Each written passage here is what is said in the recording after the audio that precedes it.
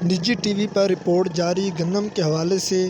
अब रुख करते हैं जनूबी पंजाब का, जहां पर गंदम की कटाई का आगाज कर दिया गया, लेकिन हुकूमती गंदम खरीदार पॉलिसी ताखीर का शिकार होने पर काश्तकार शदीद परेशान हैं। भावलपुर से हमारे साथ मौजूद है हमारे नुमाइंदा अमजद अमान। अमजद, बताइएगा कि क्या कहना है किसानों का और रीजन में इस बार कितनी गंदम काश्त की गई है? जी बिल्कुल, अगर बात की जाए बहावलपुर में इस वक्त गंदम के हवाले से तो गंदम तकरीबन पककर तैयार हो चुकी है।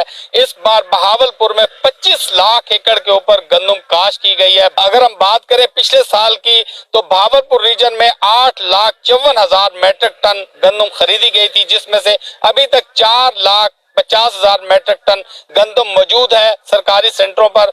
इस साल पिछले साल की बनिस्बत पंजाब भर के अंदर जो अगर बात की जाए तो 3.87% जो है वो गंदम ज्यादा काश्त की गई है।